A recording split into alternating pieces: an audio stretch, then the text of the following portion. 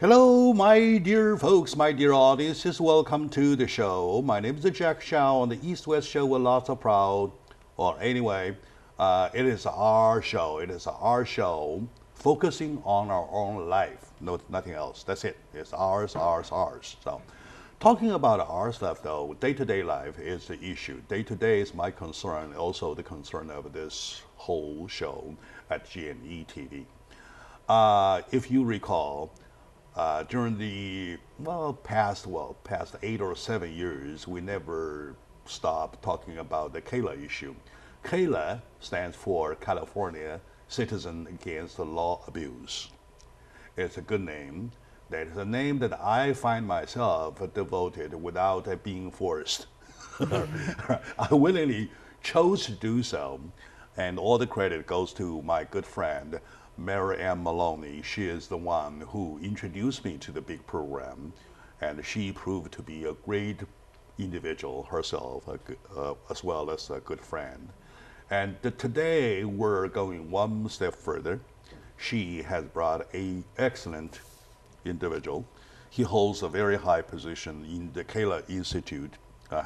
His name is Mr. Tom Scott, and he is the executive director for California Citizens Against the Law Abuse organization. So, Tom, thank you very much for coming. You're welcome. Thank you for having me. All right, and you're welcome too. And we appreciate all that you do and your great friendship to me Well, and to Kayla. thank you for appreciating us, but we appreciate you. It's a mutual thing for taking a perspective that we, as we the people, sometimes might forget. Sometimes we're being invaded. We're being intruded. Sometimes our benefit being taken. Sometimes our system being kind of like chewed on, but secretly we do not even know yet. So speaking our legal system though is being number one, clog it up, right? Number two is being what? The money. Oh, tons of taxpayer money goes to those frivolous lawsuits, right? And yesterday at the show, of course, we're talking about Constitution. And this a lawyer, my friend is a lawyer, and we had a little joke, say this lawyer has a newborn girl, a baby girl. He wants to name it. Name the baby girl, and what's the name? What's the name should be? What a lawyer should name Sue? his own daughter? Sue. Right? I got that one. You got that one right. I can get a handshake on that. Okay. Now, seriously, we're talking about the frivolous lawsuit going on an even larger scale, an even more intensive scale, attacking our system.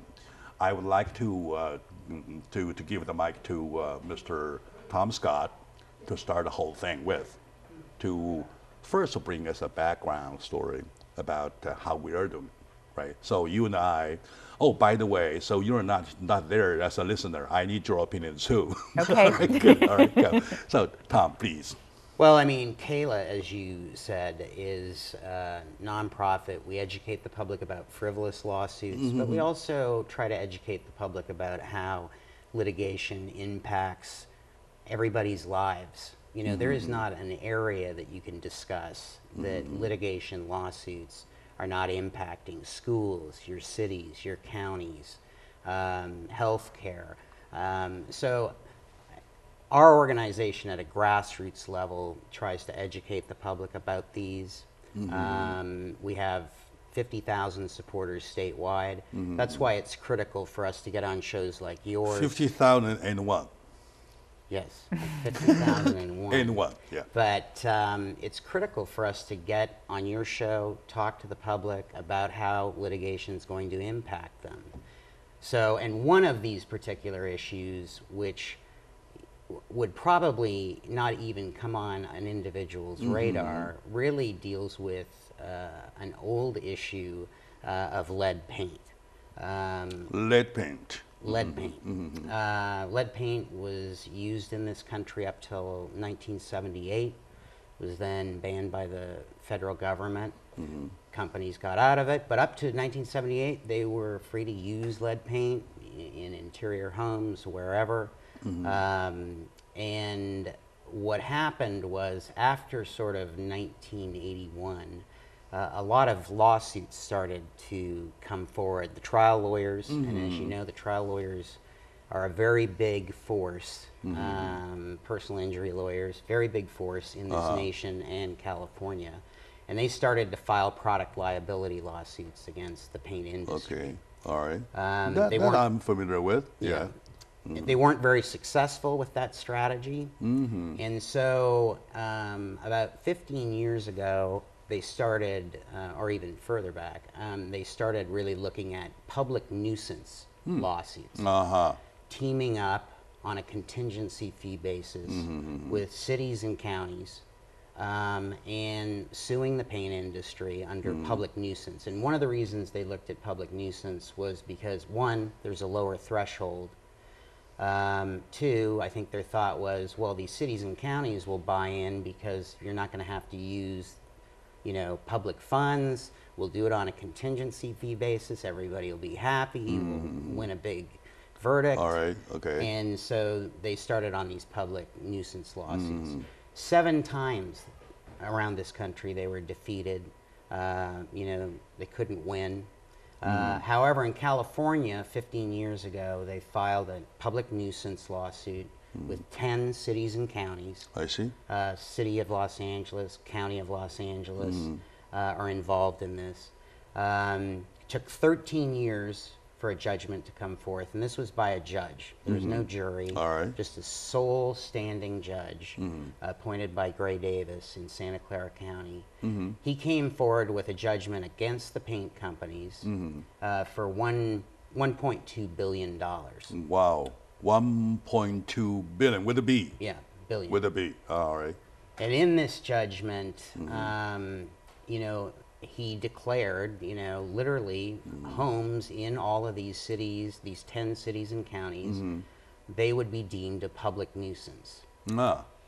And until they were removed, or the lead paint, if there was lead paint in these homes, they would be deemed a public nuisance. And so currently, and I can get more into the other details, but you know, currently this case is on appeal.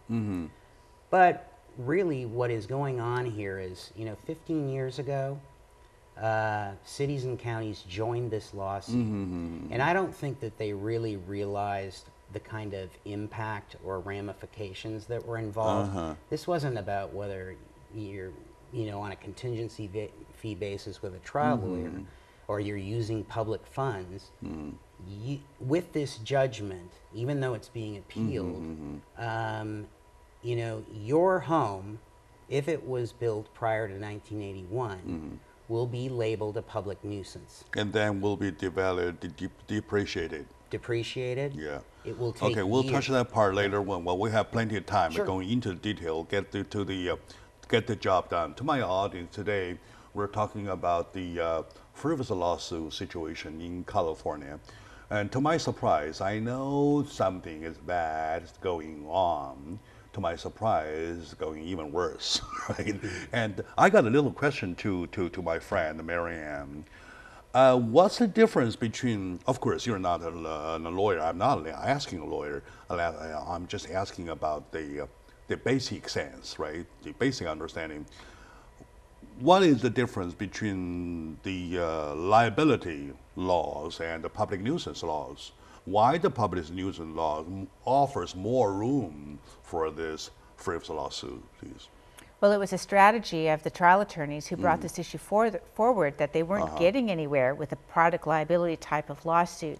So because of this, they went to the public nuisance type of lawsuit, where they can engage cities and counties and say to them, hey, join with us on this and you'll get a piece of the action. And so because of that, they were kind of interested, and it's moving, it's alive.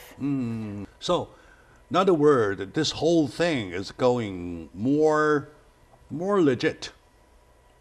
Am I right? Well, I think the trial lawyers are looking at any avenue to cash in on big verdicts. Public nuisance lawsuits, typically a public nuisance lawsuit for a city and county would be a plane flying over a neighborhood. That's creating a nuisance. Okay. So you would have, litigation dealing with trying to change the air patterns. I see. So there's a lower threshold compared to product liability, which can be very involved, can take tremendous amounts of effort to prove on that level, and they weren't successful.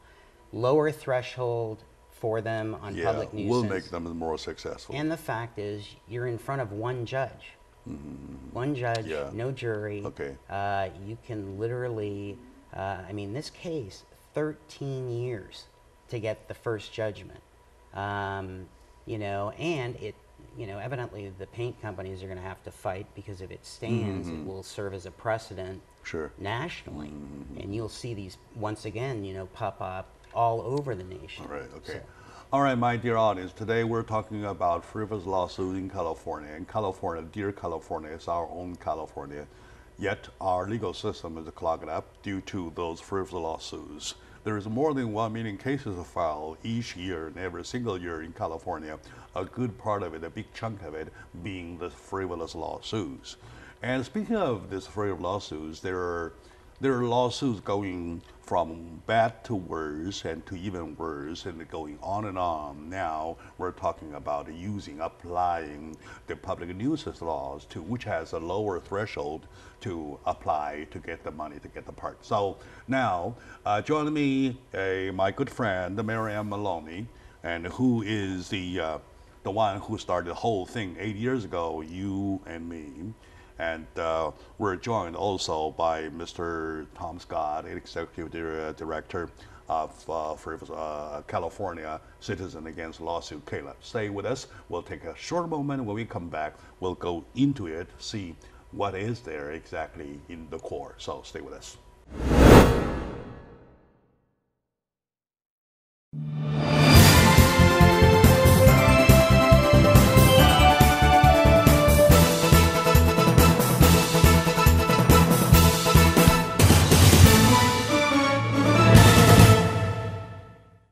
Hello, dear folks, my dear audience, dear fellow Californians. Welcome back to the discussion about our dear, beloved, tender California.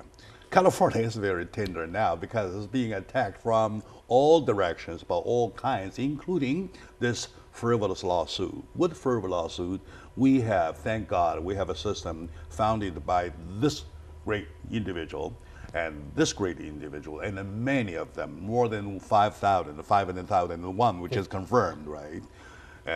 Who, with the organization, nonprofit, CALA, California Citizens Against Law Abuse, they are putting up a big fight, which I decided to join. When I say I'm saying I, representing my organization, representing the show, G&E TV, EDI. Even though whatever I say might be my personal opinion, but it is our take. It is our take. We don't like it because it hurts us, right? So now, back then in the old days, we're talking about anybody can sue anybody. Anybody can find any reason to sue anybody, including those people incarcerated already, right? Then the jailman can sue the jail representing the government for melting ice cream, for discrimination or whatever, something like that. Now things get even worse due to the lead paint issue.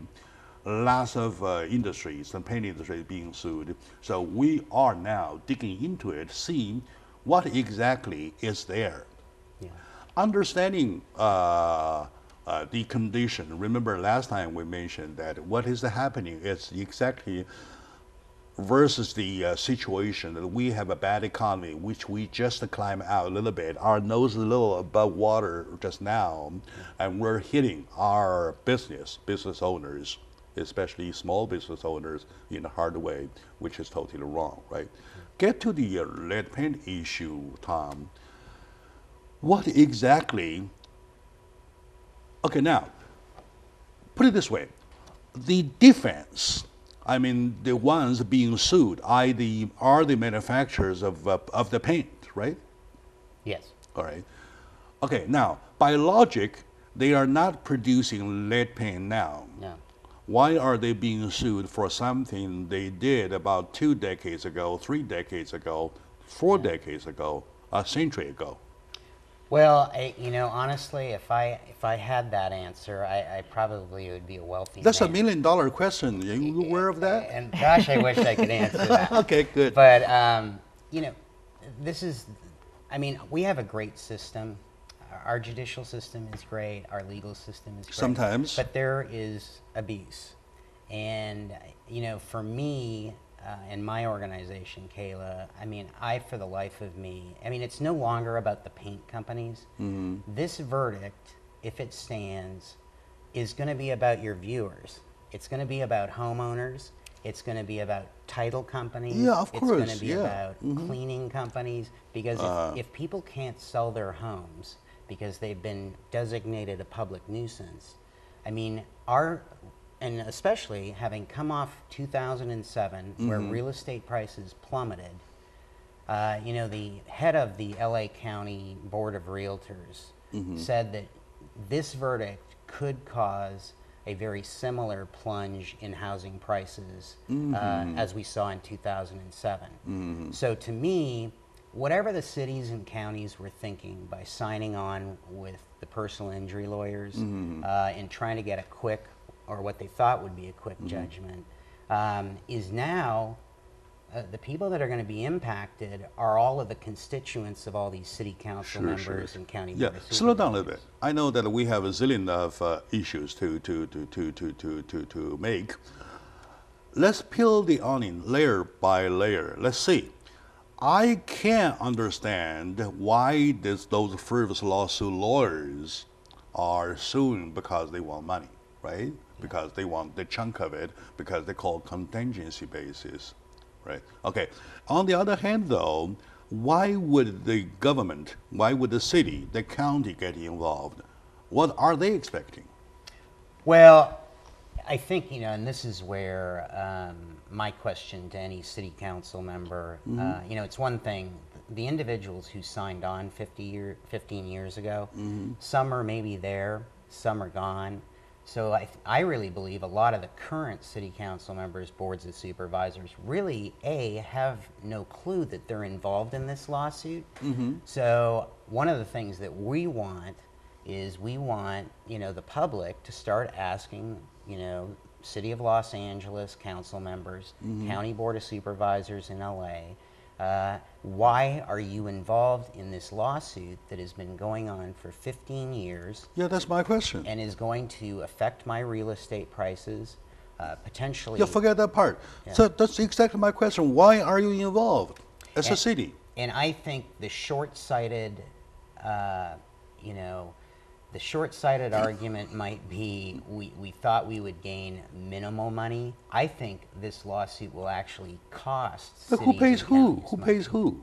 Well, once the judgment is really put towards, the trial lawyers take their 17% fee off the judgment. And then of course, plus cost. Yeah, plus cost. Yeah, I know that. And expenses. I know that trick. And the cost could be almost every whole thing, right? Yeah, go ahead. So whatever's left will be used in this abatement program in these 10 cities and counties. Allocated to the victims, quote unquote. Home is labeled a public nuisance. It will be put on a list. You will get a notice. Your home will have to be inspected. But my philosophy is that how come a government will get the money? For what reason? Where's the legality of it?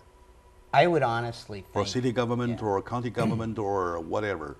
When all is said and done, one could argue that this is actually going to cost the cities and counties by far more in the sense of their constituents, in the sense of legal fees. All right. They're going to have to set up a bureaucratic process to deal with getting all of these homes off of this public nuisance list. So, Marianne, do you see why the government, the county government or a city government gets involved? Well, I think in this type of situation, maybe the contingency fee lawyers went to the cities and the counties as a way for them to get on board, to entice them that if we win on this, you could win, of course they're going to tell them a lot of money from this. Well, when you look at what's going to actually happen, and they're going to have to assess where these type of public nuisance lawsuits will take place, and the staff to do that, and the abatement program and everything else along with it, I don't really think, as Tom said, he's absolutely right, there's not going to be any money to do all that. It's going to probably cost them more than what they ever thought that they would get. Okay.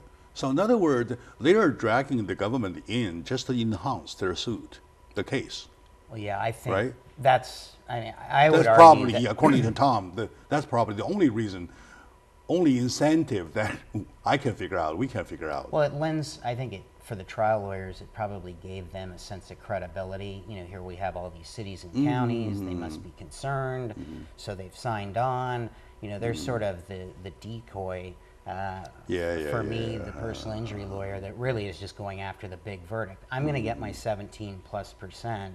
And in the wake of that, if the verdict stands, there will just be a train wreck for the cities and counties trying to deal with this public nuisance and getting these homes off these lists, get them abated. And the irony is really in our country, in our state, there are abatement programs already in place that have been doing a phenomenal job on lead paint. This is to me sort of like, what are you doing? I mean, you are literally endangering all of these families that have made the largest investment of their life, and potentially we're going to go through another 2007 where their home will lose value, they won't be able to sell it, potentially for a period of up to 5 years, because they're going to have to be inspected and remediated and get off the list. Suppose if I'm an owner of a house using the painted during the 50s or whatever, during the 70s with the lead paint, so what am I supposed to do? When I'm packed in the case as a victim, quote unquote, what am I supposed to do? Well, I think, and this is sort of the hypothetical. I mean, the counties, cities are going to have to look at some structure, and, we were talking earlier about this, that, whether, they look at sales records of all homes prior to 1981 that potentially could have lead paint in them.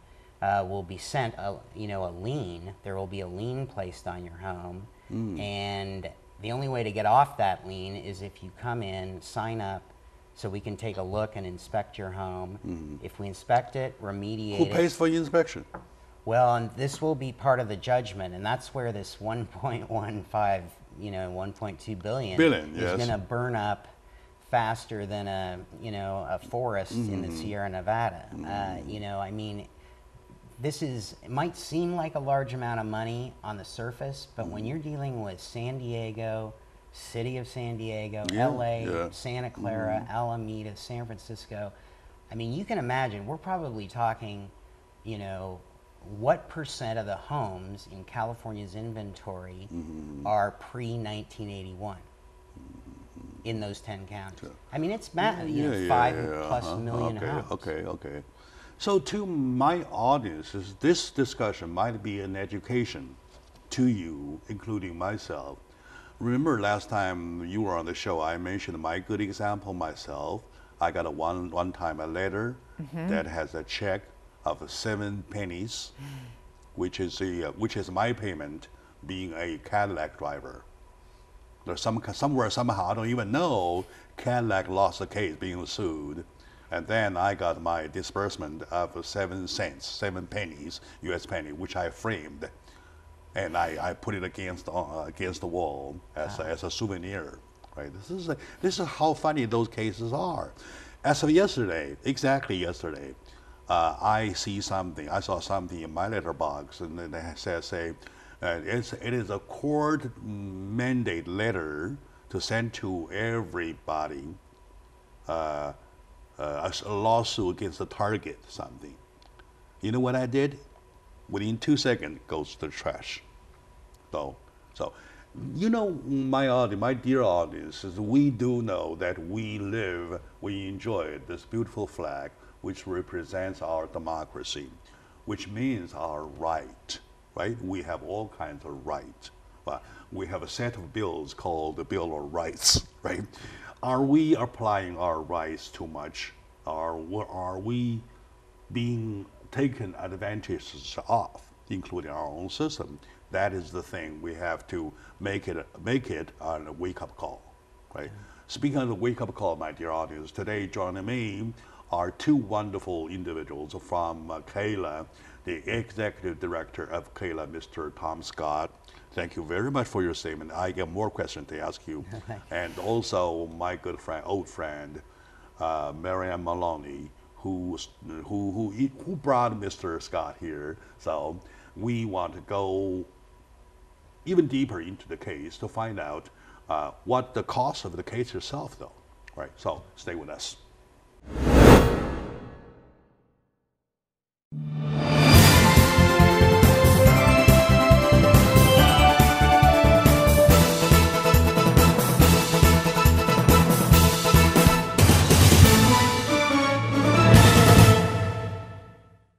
Hello, dear folks. Welcome back to the show. As a matter of fact, it's a discussion. It's a wake-up call, call it that way, to ourselves. Say, hey, take a look at our legal system, our judicial system. We know it's good, it's beautiful, but it's being taken advantage of.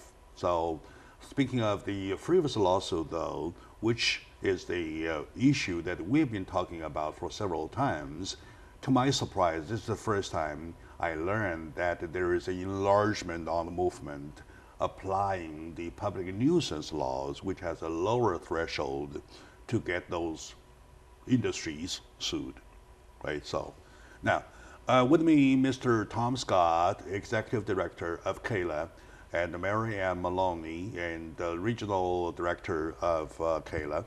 We're sharing the information with the audience to see how bad things are going, right? Now, you mentioned the fact about the case just now we are exampling with, right? Had been a 13-year case? Yeah, well, actually now it was 15 years ago that it was filed. A judgment came out, I think, January 2014. It's on appeal to the appellate court.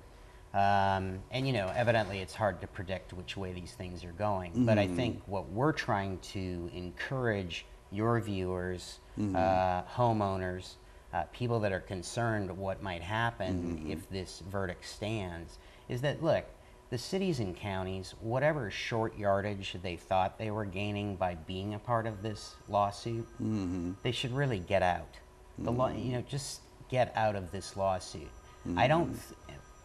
You know, like I said earlier, some of the city council members are probably no longer there that were a part of the original. Some of the county That's an old commitment of some kind. Yeah, I mean, they've moved on. There's a whole new... I was talking to a San Diego council member just the other day. She didn't even know that A, they were a part of it, or B, what a public nuisance lawsuit is. So I think that's where we really would like viewers to start asking city council members, county supervisors, because again, this is not about, you know, borders. Any real estate within the county of Los Angeles, city of Los Angeles, San Diego, other areas, like I've mentioned, I mean, your home is going to potentially be affected. You will lose money if you have to abate it, remediate it. You're going to have to charge more for your house to get it sold. But the judge laid forth a process that really the homeowners that come first are the people that have had the most violations. You know, if a home has had 10 violations or more, health code or whatever, they will be first in line. So some have sort of called this the full, payment act to slumlords. You know, like sort of the worst homes go first, and then you and I go second because, well, it'll be faster. We can get some of the harder homes, out of the way first. The lower hanging fruit. Yeah, lower hanging fruit. So, but right. this potentially could last 5 years if the judgment held. Stays. And we even think that 1.15 billion is enough to even cover what are potentially millions of homes. Okay. Now let's understand a little better though. This $1.5 billion is paid out by the paint industry, right? Yes. Right. To who? Well, it initially would either be a state program that would have to like monitor this whole situation, or each city county would have to create a separate program outside of what's already in place to try and deal with, you know, like I said, A, identifying the homes, B, getting them on a list, which is voluntary, and then if you don't go on the list, you will remain a public nuisance. Provided there is any money left. Am I right? After the 17% plus cost. Once the trial lawyers, you know, take their, you know, 17% fee plus expenses, you know, what's left will be used in the program. And that's where, you know, I mean, look, I have a background in public administration. I can just see how this could become a bureaucratic train wreck. What could be the victim who are being represented in the case get till the end of the day? Well, I guess that's if you really believe there is a victim. I mean, in this particular case, quote unquote, this is about trial lawyers and money. This is not about poor Mr. and Mrs. Smith in Torrance with a house that has lead paint in it. I know. I mean, and so really, and who is going to become the victim, you know, will be that homeowner, because they will lose the value of their house. They will have to go through the emotional frustration of, you know, and bureaucratic gauntlet of trying to get their house off this, you know, public nuisance list. So, you know, cities and counties walk away with little to nothing other than very angry constituents. And that's really what it's about. The elected officials that are in place now should listen to their constituents, and their constituents should say, hey, whatever you thought you were getting 15 years ago, this is seriously going to impact my life. Having just come off 2007, 2008, 2009, where all of us took a hit. Sure.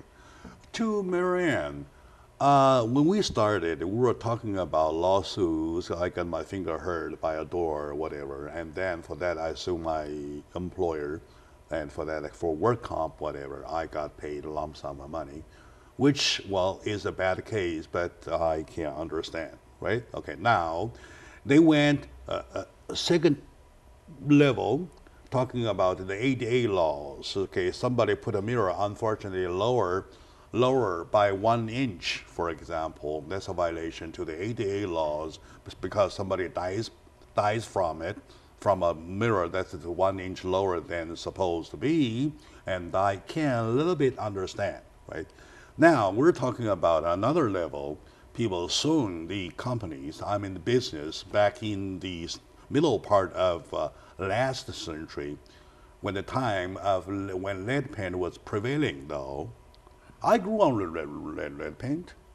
I'm still okay. I'm still perfect, healthy man, smart, and ready to do things right. And I'm considered a good man by many. So what's wrong with red paint? Okay, suppose this is wrong though.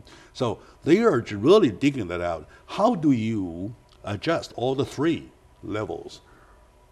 Well, I think Tom framed up this public nuisance lead paint lawsuit beautifully when he said this is really a situation that's been drummed up by the trial attorneys who are doing nothing but abusing the system to make money, and they're putting a lot of innocent people in this pot, subjecting them to a lot of harm, the loss of their home, the impact on their family, and their future for many of them, if they're realtors, if they're title agents, if they're insurance companies, if they're cleaners, the list goes on, and the impact that'll have on their livelihood. This is massive because it's happening around you and there's nothing you can do. Unfortunately, with the ADA, you know, if somebody is in technical non-compliance because of the sign, well, they can get the new sign. There is a correction center. Right. Unfortunately, okay. They'll be subject to an issue of technical non-compliance. It could cost them $4,000, and we put it away. All right. Okay. All right. But this is just massive. This is massive. Well, Yes. And what's frustrating about this We call it, if we could use a old term that we use when we find ourselves an excuse to attack Iraq, though, we call it a massive destructive weapons. This is going to be that way, right? My dear audience, today we're talking about our dear California, our tender California, being attacked by the frivolous lawsuits, which goes 1, 2, 3 on the state, on the third step already. So on a larger scale, more destructive scale. So joining me, my good friend, Miriam Maloney, and also a leader, excellent leader, Mr. Tom Scott. He's the executive director of CALA, wonderful organization. I wish the resilience of that kind of organization, the stock exchange. I'm not saying bad words about them. I'm saying that I wish this side more. So let's take a very short moment now. I believe there is still something we, me, myself, you, including yourself, can do to stop that. Because, you know, after all, it's democracy. If there's enough voices out saying, do not do it, take your hands away, well, things could be done, right? So what do we need to do? What can we do? So stay with us. We'll be right back. Peace.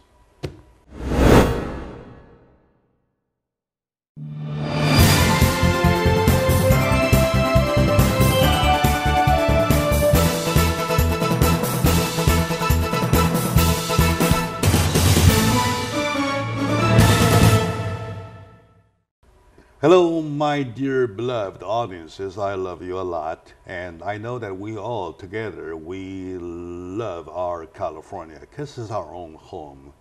So there's a logic. If it is own home, it is your own home, right? If you do not care, do you think somebody else will care about your home? I don't think so. Do you think any New Yorkers or some people down in Florida will care about your own home? I don't think so. It is you to care about your own home. We're talking about our California being our own home, being attacked by the frivolous lawsuits. I pay lots of tax. I believe you too. I pay extra beautifully handsomely packed money. Even last week I cut another additional check. Say you're short of 1,900. I'll say okay. 1,900, whatever. Taxpayers' money, this is where it goes. I feel sad about it, right? I feel sad about it.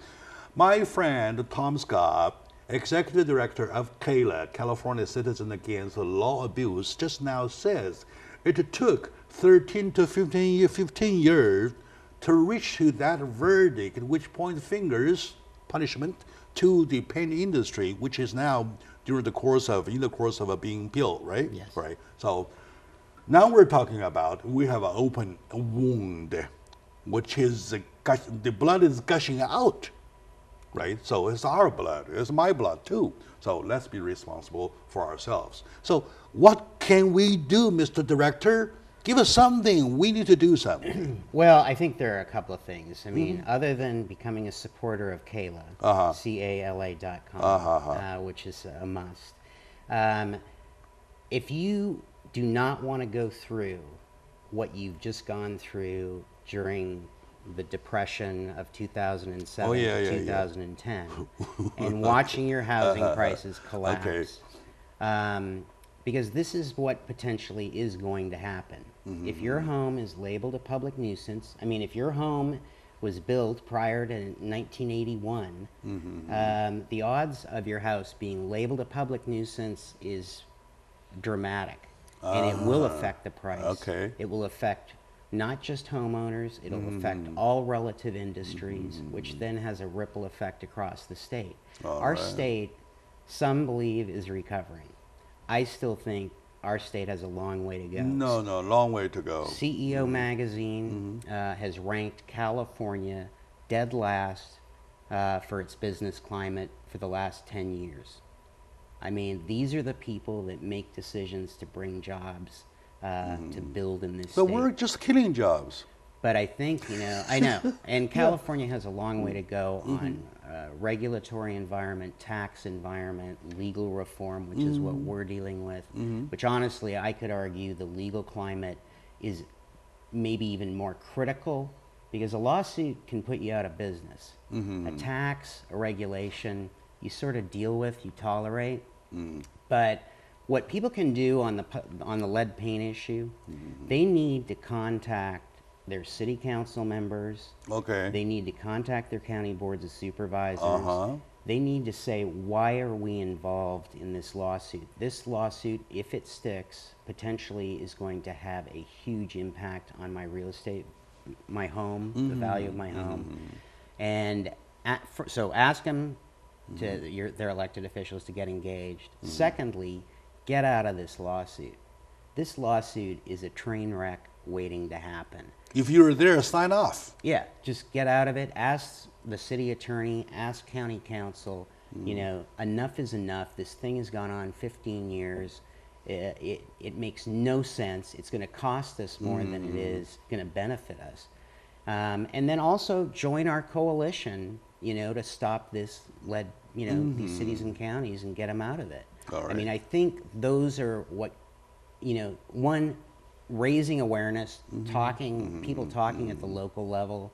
If you're a realtor, you know, start asking questions about this lead paint lawsuit. All right. Contact Kayla. You know, we need the media to engage in this issue. Okay. The media needs to start asking questions. So I just think this is bad public policy. This judge has put in, you know, his verdict has sent a really bad message. This is not in the public interest. It's not a public nuisance. Sure. So. All right. Well, if my audience decides to get involved, though, on your website, is there a petition, something that they can sign on? We have a letter that we've been circulating that they can use to, you know, send to local elected officials. We give them other ways, you know, if they want to go to a city council meeting, you know, during the public comment period where they can say, hey, are we a part of this lead paint lawsuit? And if we are, why are we? Talk to their elected officials. So we give them points. We have a letter. We've got the coalition. I see. I see. You know, over the next 2 to 3 months is, I think, a really critical period. Yeah. The website address, please? www.cala.com. And I was just thinking, if since you are a celebrity in town, if any of the viewers see you, you know, let us know, and maybe we could all organize a group to go see, you know, the city representatives at the city of Alhambra, Sierra Madre, El Monte. We can help. You know what? I'm just making my suggestion in front of camera without it being edited. Sure. So probably we should put together a forum, something. That'd be right? great. To call upon lots of audiences from, my audience group to join, see exactly what's going on, to be vocal, to let the word out, to know what's going on. Yeah. No, I think, I mean, look, having a forum where you invite homeowners, elected officials, could be something. City attorneys. I mean, my attitude is, you know, as I said, a lot of these electeds, bureaucrats, city attorneys, county council, I don't even think a lot of them are fully aware that they're in this lawsuit. And this is part of the problem. But having title companies, insurance companies, I mean, small businesses, you know. That I have an insertion to make. I beg you for an insertion. The guest of yesterday, Mr. William Brown, I remember to him I said exactly the following word. I said, I show you my salute, because you're an attorney pointing out we do not take that kind of lawsuits. We don't make money that way. That's ours, as Jack knows, because he's met Bill through the Kayla events. That's Bill Brown, our good longtime Kayla supporter. Yes. Wonderful attorney. He's one of the good ones. Oh, wonderful attorney. And he pointed out, said strongly, I do not take case of that nature. Yeah. And I know. And the vast majority don't.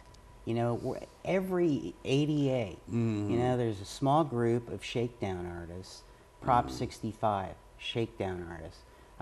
Even on these contingency fee, you know, public nuisance, you know, there are just certain bad actors that think, you know, by, you know, finding flaws or sort of nuances in the law. And actors too. In San Francisco, remember last time we had a lady who was here rear-ended by one of the trolley bus or something? That's right. And sues this city for being a Nymphomaniac. Nymphomania. Wow. Uh, That must she- have been one yeah, rear ending. She becomes nymphomaniac after the accident. That's a suffer of her whole life, though. I don't know. Well, somebody might get lucky. I haven't don't been know. to San Francisco. I don't in a while. know. You better be careful that's if why you I go. say not actor, including actress, right? Yeah. Okay, now if we say those cases a little funny, right?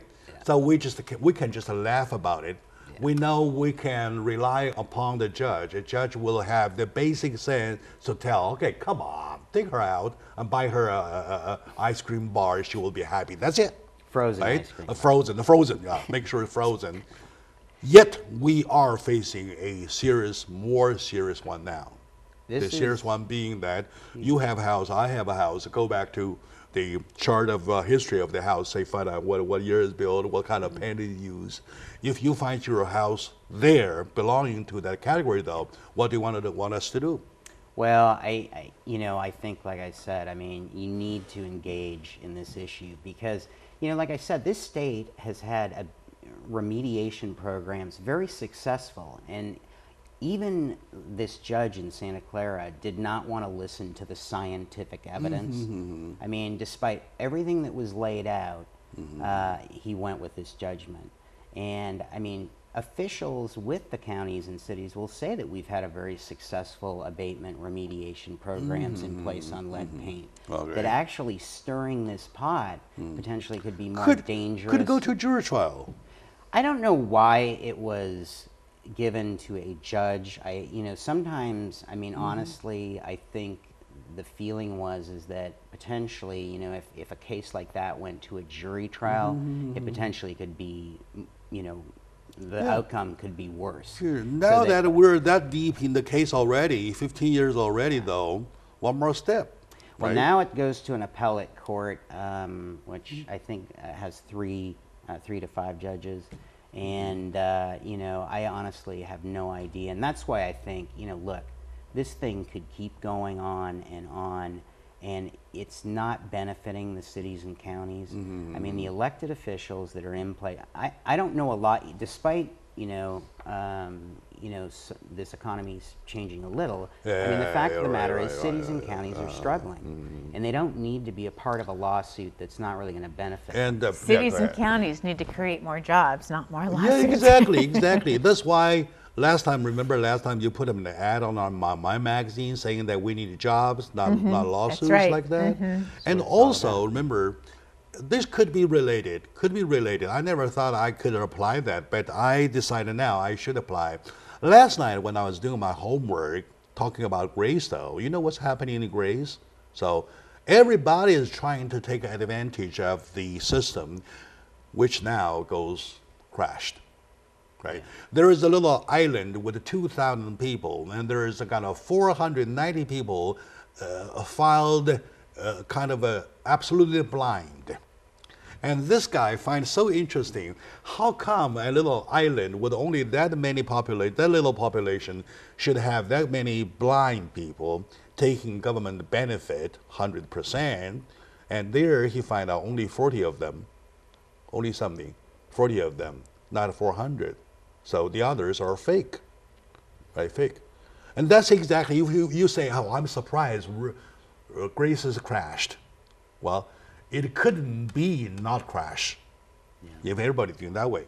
Speaking of California, though, we have a beautiful system. We have a beautiful legal system. We have everything, right? Now, if you apply to, like those bad, evil-minded lawyers, to suck the juice out of it, though, there's no more juice left. Well, look, as you said, there are on average 1 million civil lawsuits filed every year. Yeah. Our court system is a mess. We've closed 50 courthouses. We've closed 211 courtrooms. The courts have lost $3 to $5 billion in funding over the past 3 to 5 years. So who interprets all the laws that we pass? It's the judicial branch. The judicial branch. You've got 1 million lawsuits on average.